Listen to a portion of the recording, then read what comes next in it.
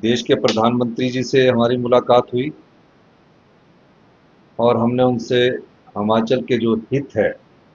मैं हूं HIV virus. नाम तो सुना ही होगा।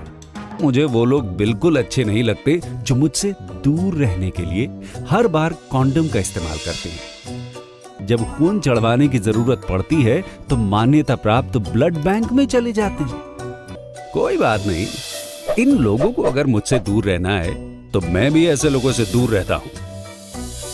तो मैं हूं HIV वायरस। मेरे बारे में जानने के लिए 1097 पर कॉल करके सवाल किया गया।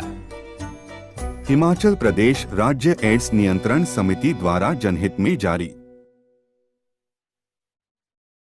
उस संदर्भ में बात की और निश्चित तौर पर मुझे प्रधानमंत्री जी ने कहा कि जो बागवानों का तुर्की के सेब से मार पड़ती थी वो आने वाले समय में नहीं पड़ेगी।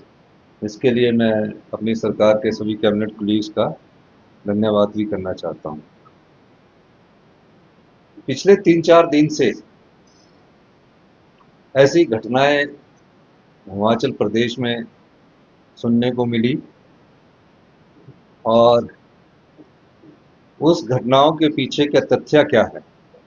तरह तरह की काल्पनिक बुद्धिमत्ता का परिचय भी कई लोगों ने दिया और सत्य की खोज में न जाकर कुछ ऐसी बातें आपके ध्यान में लाना चाहता हूं जो बीमल नेगी जी की देहांत से संबंधित है।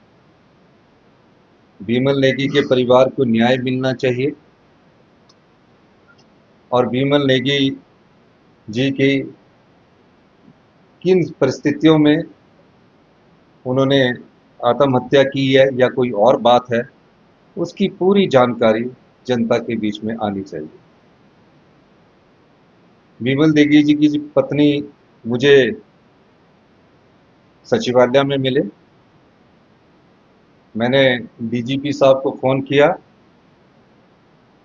कि उनके जो पति है, जो पिछले कुछ दिनों से घर नहीं आए हैं, अपने घर वालों से संपर्क नहीं किया है, तो परिवार वालों को उसकी चिंता होती है।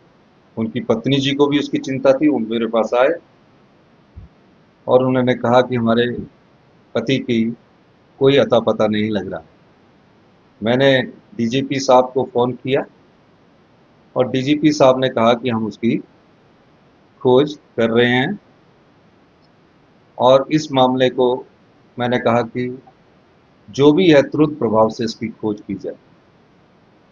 खोज शुरू हुई, ज्ञानेश्वर जी की अध्यक्षता में खोज शुरू हुई और उनका शव जो है वो ब्यास सतलुज नदी के किनारे हमें मिला।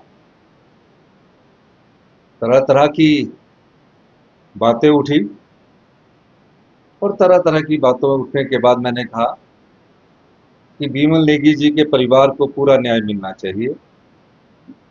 उनका पार्थिव शरीर जब शिमला लाया जा रहा था उस समय कुछ शंकाएं पैदा हुई और पावर कारपोरेशन के एम्प्लॉइज ने उनसे बातचीत की।